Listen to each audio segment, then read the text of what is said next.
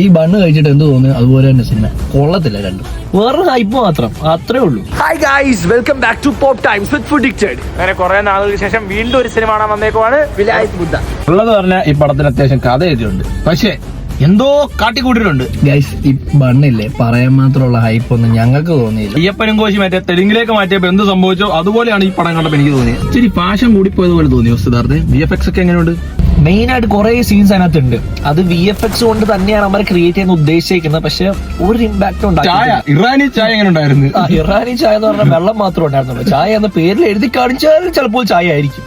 നമ്മൾ വിചാരിക്കും പൃഥ്വിരാജാണ് ഹീറോ, അല്ല ഷമ്മി ഹീറോയുടെ ഹീറോ. ഒരു പാൻ ഇന്ത്യൻ പടമാക്കാൻ നോക്കിയിട്ടുണ്ടെന്ന് തോന്നുന്നു. ശ്രമം മാത്രമേ നടന്നിട്ടുള്ളൂ. ഗൈസ്, എന്റെ മൂവി റേറ്റ് എന്ന് പറഞ്ഞാൽ 1 സ്റ്റാർ ആണ്. എന്റെ -1. സോ അടുത്ത പടമായിട്ട് നമ്മൾ വീണ്ടും വരുന്നതായിരിക്കും. Until then bye from Pop Times with Foodicted. കൊള്ളൂലെങ്കിലും നിങ്ങൾ ഈ ബണ്ണ് തീർത്തിട്ടുണ്ട്.